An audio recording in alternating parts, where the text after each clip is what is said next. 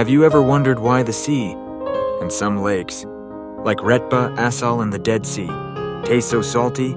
It's a fascinating topic that we are going to explore today.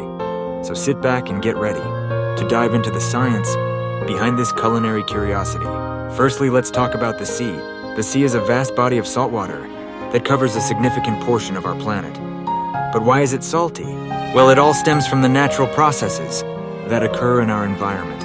You see, over millions of years, rivers have been carrying minerals from the land into the ocean. These minerals contain salts, such as sodium and chloride. As water flows into the sea, it brings along these dissolved salts. But unlike freshwater lakes or rivers, the sea doesn't have an outlet. This means that the water doesn't simply evaporate and leave the salt behind. Instead, the water evaporates, leaving the salt behind, but more water from rivers continues to flow in, maintaining the salt concentration.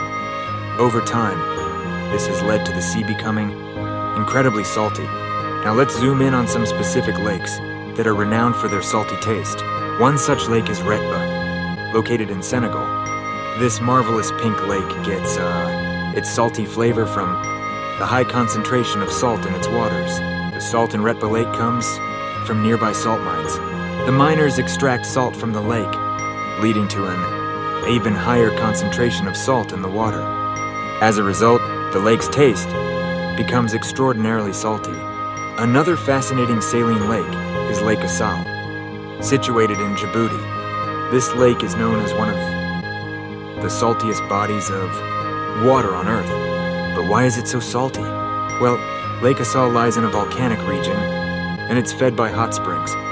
The hot springs bring minerals, including salt, from deep within the earth, resulting in a high salt concentration in the lake. So when you take a sip of Lake Assal's water, the intense saltiness overwhelms your taste buds. Lastly, we have the world-famous Dead Sea.